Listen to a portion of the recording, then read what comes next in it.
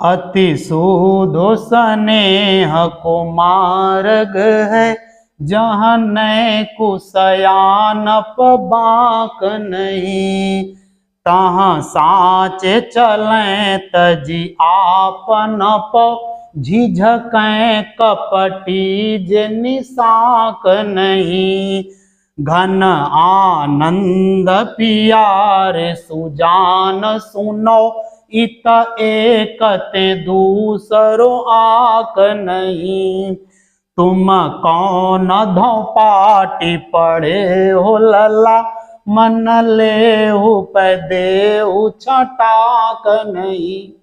ऐसा कहा जाता है कि घनानंद जो थे वो मोहम्मद शाह रंगीला के दरबार में रहते थे, और उसी दरबार में एक नर्तकी आती थी। उसी नर्तकी से इनको प्रेम हो गया। तो जब यह बात मोहम्मद शाह रंगीला को पता चली, बादशाह था, तो उसने क्या किया, गुस्सा होकर के घनानंद को अपने दरबार से निकाल दिया। तो घनानंद तो जाने लगे उसके दरबार से। तो उन्होंने सोचा कि मैं जिससे प्रेम करता हूं, एक बार उससे तो कह करके देखूं कि वो भी मेरे साथ चले। और जिससे वो प्रेम करते थे उस नर्तकी का नाम था सुजान। तो जब उन्होंने सुजान से कहा कि चलो, मुझे तो यहां से राज निकाला हो गया, तुम भी मेरे साथ चलो, तो वो बोली कि मैं क्यों जाऊं। अब बस इसी बात पर घनानंद को बड़ा दुख हुआ कि मैं जिससे इतना प्रेम करता हूं, जिसके लिए मैं ये राजपाट छोड़ के जा रहा हूं, मुझे यहां से देश निकाला मिल गया है, वही अब मुझे छोड़ रही है। तो घनानंद बहुत दुखी हुए और वहां से चले गए। और फिर उन्होंने जीवन भर जितनी भी रचनाएं की उसके याद में की। बाद में उन्होंने कुछ भक्ति रचनाएं भी की। तो आज जो हम पढ़ने वाले हैं वो यहाँ पर उनके 2 छंद लगे हैं सवैये, उनको हम लोग देखते हैं कि आखिर वो उनमें क्या बताते हैं। अति सूधो स्नेह को मार्ग है, जहाँ नय कुशयानप बाक नहीं।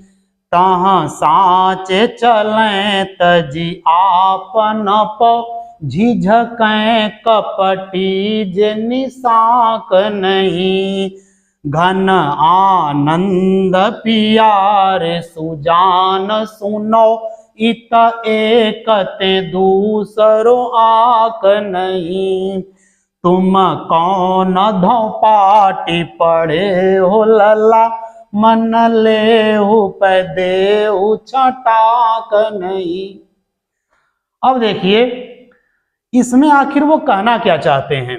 तो देखिए वो क्या कहते हैं कि अति सूधो स्नेह को मार्ग है, अर्थात अति माने बहुत, सूधो माने सीधा, स्नेह माने प्रेम, को माने का, मार्ग माने मार्ग है माने है, मतलब बहुत सीधा प्रेम का मार्ग है।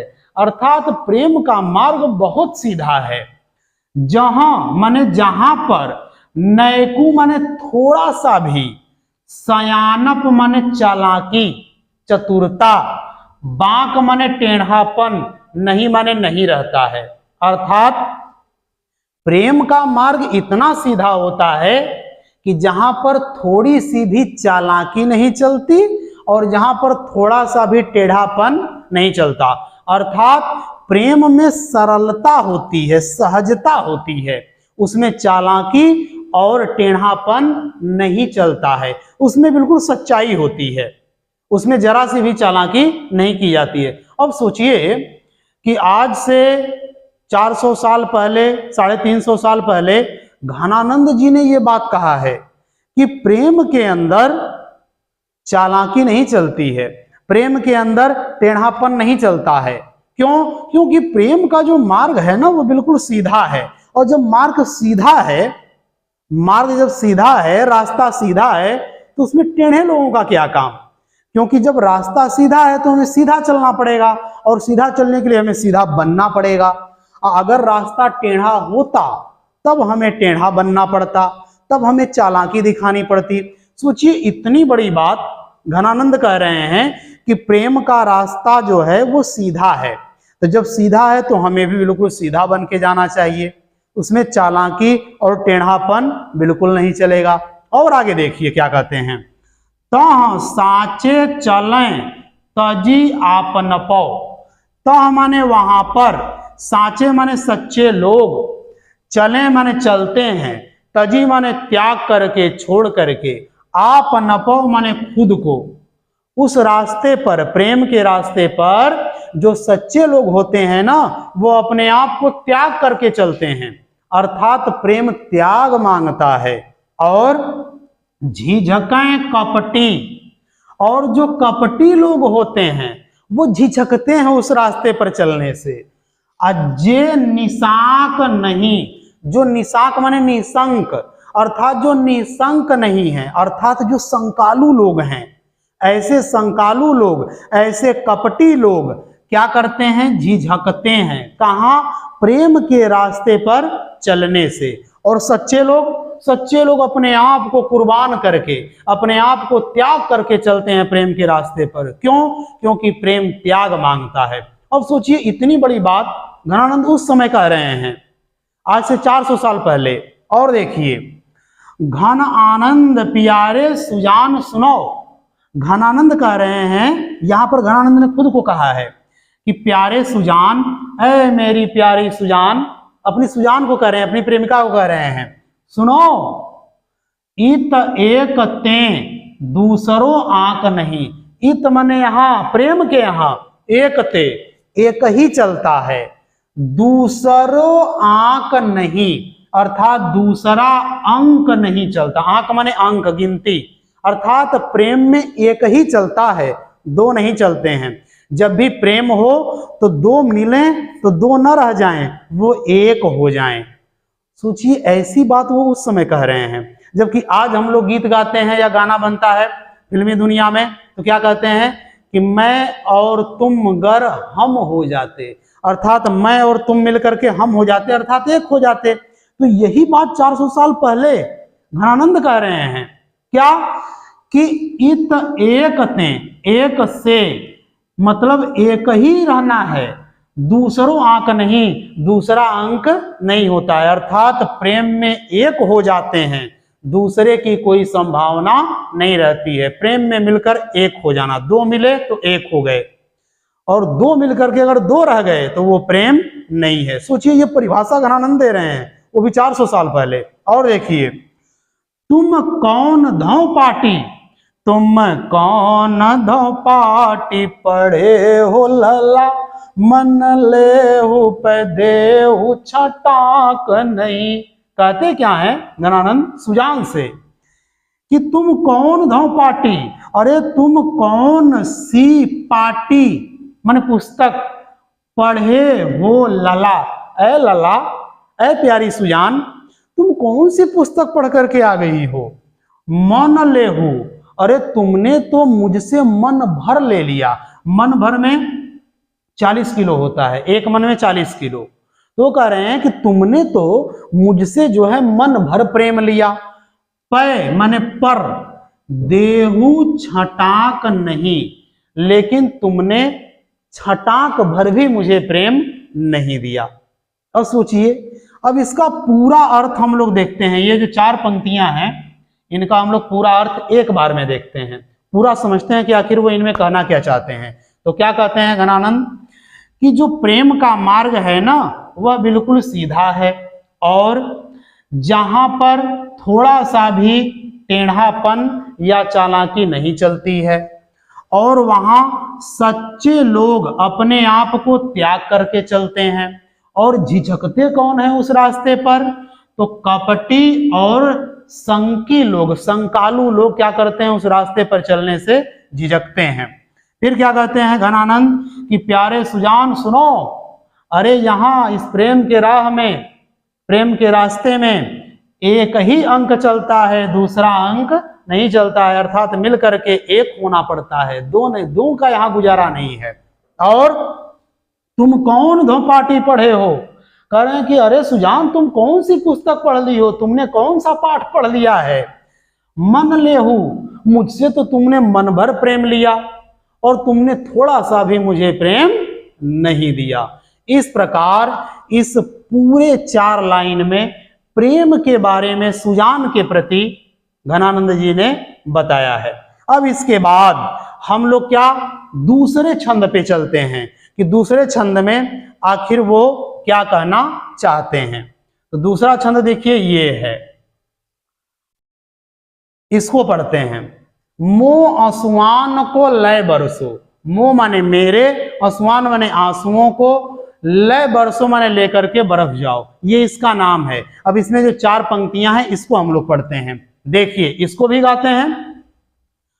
पर कारज देह को धारे फिरो, पर जन्य जथारथ वै दरसो, निधि नीर सुधा के समान करो, सबहि विधि सुंदरता सरसो, घन आनंद जीवन दायक हो, कबो मेरी पी रही है परसों, कब हूँ अभिसासी सुजान के आंगन, मो सुहान को लय बरसो। तो देखिए क्या कहते हैं कि पर कारज देह को धारे फिरो। पर कारज माने दूसरे के कार्य के लिए, भलाई के लिए। किसके लिए? भलाई के लिए। देह को धारे फिरो, देह धारण करके, शरीर धारण करके फिर रहे हो, चल रहे हो, घूम रहे हो। कौन? पर्जन्य। पर्जन्य माने बादल। तो बादल से कहते हैं घनानंद कि ए बादल, तुम दूसरे की भलाई के लिए शरीर धारण करके इधर उधर घूमते हो। जथारथ हुए दर्शो, जथारथ माने सच्चे, हुए माने हो, दर्शो माने दर्शन दो। हे बादल तुम सच्चे हो। क्यों? क्योंकि तुम जिसके लिए बने हो वही कर रहे हो, इसलिए तुम सच्चे हो। तो यथार्थ सच्चे हो, दर्शो दर्शन दो, और क्या करो? निधि नीर सुधा के समान करो। और करते क्या हो तुम? तो निधि नीर, निधि माने समुद्र, निधि माने समुद्र, तो नीर माने पानी, तो समुद्र के पानी को सुधा के समान करो। सुधा माने अमृत। हे बादल तुम समुद्र के पानी को, समुद्र का पानी बहुत खारा होता है, लेकिन उसके पानी को भी क्या करता है बादल? सुधा के समान, अमृत के समान कर देता है। और सबही विधि सुंदरता सरसो, सबही विधि माने सब प्रकार से, अनेक प्रकार से, सुंदरता सरसो, सुंदरता माने सज्जनता, अच्छाई का, सरसों माने दर्शन दे, प्रदर्शन करते हो। इस प्रकार तुम अच्छाई का प्रदर्शन करते हो। किस प्रकार? क्योंकि तुम समुंदर से खारा पानी लेते हो और उसको क्या बना देते हो? अमृत के समान बना देते हो। इस प्रकार तुम सब प्रकार से अच्छाई ही दिखाते हो। और घन आनंद, तो घनानंद स्वयं को कह रहे हैं कि जीवनदायक हो, कि हे घनानंद जो ये बादल है ना वो जीवनदायक है, अर्थात जीवन देने वाला है। कबों मेरियो पीर हिये परसों, कबों माने कभी, मेरियो माने मेरी, पीर माने पीर को, मेरे दर्द को, हिये माने हृदय में, परसों माने देखो, स्पर्श करो, दर्शन करो। अर्थात वो घनानंद क्या कह रहे हैं कि हे जीवनदायक बादल, तुम कभी ऐसा करो ना कि मेरी पीर को, मेरे दर्द को अपने हृदय से देखो, अपने हृदय से लेकर के मेरी पीर को देखो, मेरे दर्द को समझो। अर्थात मेरे अंदर जो दर्द है ना, कभी वो तुम अपने ऊपर लेकर के देखो। ऐसा कौन कह रहे हैं? घनानंद। किसे कह रहे हैं? बादल से। क्यों? क्योंकि बादल क्या कर रहा है? बादल जीवनदायक है, वो जीवन देने वाला है। और क्या करता है? अच्छाई को दिखाता है। और क्या करता है? समुद्र के खारे पानी को भी वह सुधा के समान, अमृत के समान मीठा कर देता है। और वो जैसा है वैसा ही दिखता है, उसके अंदर कोई बनावट नहीं है, उसके अंदर कोई दिखावा नहीं है। और वो उसको क्या कहते हैं? पर्जन्य कहते हैं बादल को। और वो क्या करता है? दूसरे की भलाई के लिए शरीर धारण करके फिरते हो। अब देखिए अंतिम पंक्ति में क्या कहते हैं कि कबहू वा विशासी सुजान के।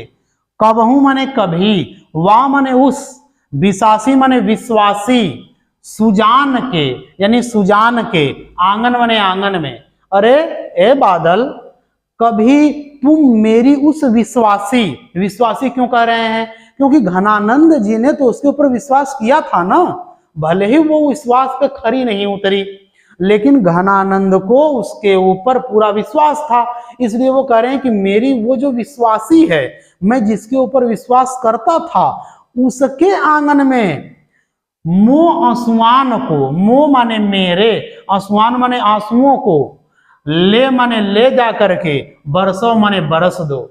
सोचिए कितनी अच्छी बात, और कहां से सोच करके कहते हैं घनानंद कि अर्थात सुजान को पता कैसे चले कि मैं इतने दर्द में हूं।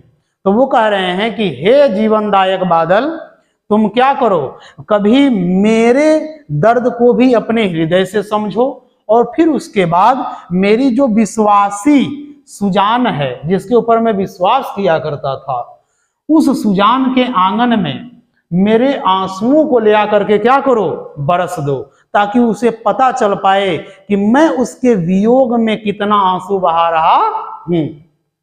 तो ये प्रेम का दर्शन कौन करा रहे हैं? घनानंद। मैं आपको यह भी बताता चलूं कि अगर इन दोनों छंदों में पूछा जाए इसमें रस कौन सा है, तो आप रस इसमें हमेशा लगाएंगे श्रृंगार रस। और श्रृंगार में भी कौन सा रस? तो श्रृंगार में वियोग श्रृंगार। वियोग श्रृंगार क्यों? क्योंकि जो सुजान है उससे घनानंद दूर हैं, घनानंद से वो दूर है, तो दोनों लोग अलग हैं। और जब प्रेमी प्रेमिका अलग होते हैं तो वहां पर हमेशा वियोग श्रृंगार रस माना जाता है। ठीक है, इस प्रकार अब आप समझ गए होंगे कि इन दोनों छंदों का कितना सुंदर अर्थ है।